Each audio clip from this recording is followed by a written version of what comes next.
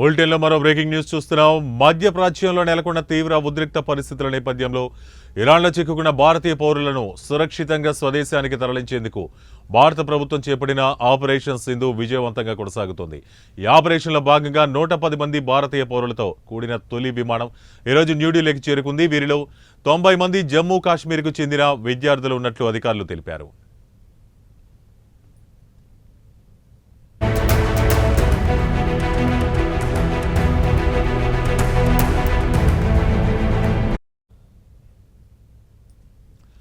ఇక ఇండిగో విమానయాన సంస్థకు చెందిన 6E9487 ప్రత్యేక విమానంలో వీరంతా ఢిల్లీలోని ఇందిరాగాంధీ అంతర్జాతీయ విమానాశ్రయానికి చేరుకున్నారు. కేంద్ర విదేశీ వ్యవహారాల సహాయ మంత్రి కీర్తివర్ధన్ సింగ్ స్వయంగా విమానాశ్రయానికి వెళ్లి ఇరాన్ నుండి తిరిగి వచ్చిన విద్యార్థులకు, ఇతర పౌరులకు స్వాగతం పలికారు.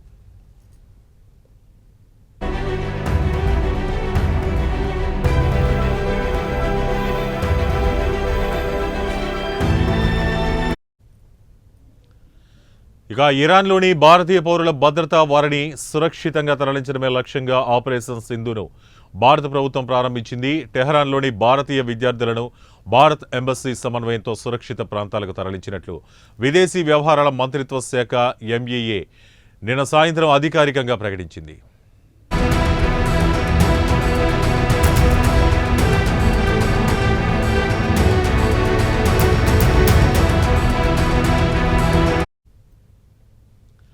ఇక టెహరాన్లోని భారతీయ విద్యార్థులను వారి భద్రత దృష్ట్యా భారత రాయబార కార్యాలయం చేసిన ఏర్పాట్ల ద్వారా నగరం నుంచి బయటకు తరలించడం జరిగింది. ఈ విషయాన్ని మంత్రిత్వ శాఖ తమ ప్రకటనలో పేర్కొంది.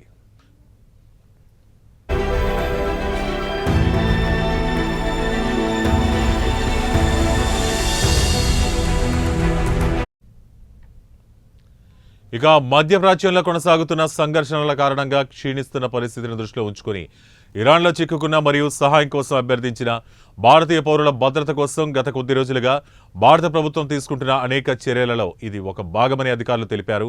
ఈ తరలింపు ప్రక్రియ సజావుగా సాగేందుకు సహకరించిన ఇరాన్, ఆర్మేనియా ప్రభుత్వాలకు భారత ప్రభుత్వం కృతజ్ఞతలు తెలియజేసింది.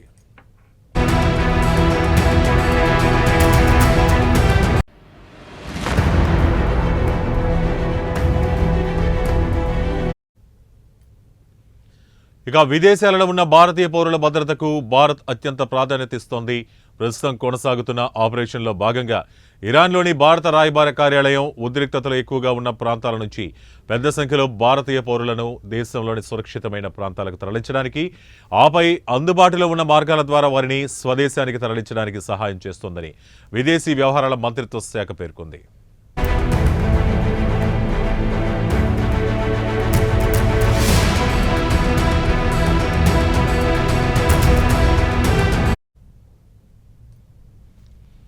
ఇక ఇరాన్లోని భారతీయ పౌరులు టెహరాన్లోని భారత రాయబార కార్యాలయం ఏర్పాటు చేసిన ఎమర్జెన్సీ హెల్ప్ లైన్ ద్వారా, అలాగే న్యూఢిల్లీలోని విదేశీ వ్యవహారాల మంత్రిత్వ శాఖ ఏర్పాటు చేసిన 24/7 కంట్రోల్ రూమ్ ద్వారా నిరంతర సంప్రదింపులు జరుపుతూ ఉండాలని ఈ సందర్భంగా ఎంఈఏ సూచించింది.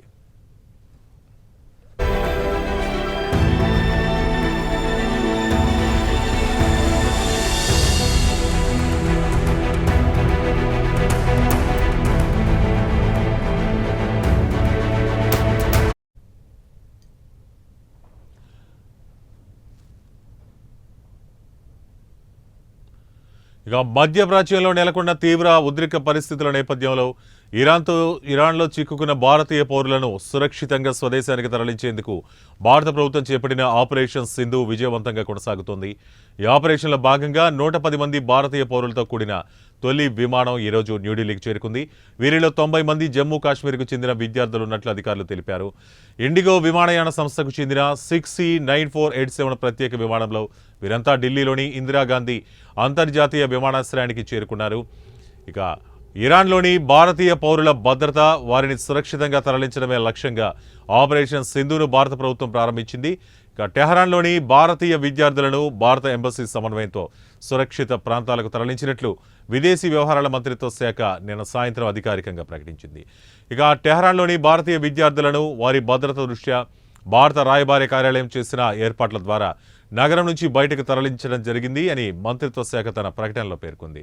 ఇక మధ్యప్రాచ్యంలో కొనసాగుతున్న సంఘర్షణల కారణంగా క్షీణిస్తున్న పరిస్థితిని దృష్టిలో ఉంచుకొని ఇరాన్లో చిక్కుకున్న మరియు సహాయం కోసం అభ్యర్థించిన భారతీయ పౌరుల భద్రత కోసం గత కొద్ది రోజులుగా భారత ప్రభుత్వం తీసుకుంటున్న అనేక చర్యల్లో ఇది ఒక భాగమని అధికారులు తెలిపారు.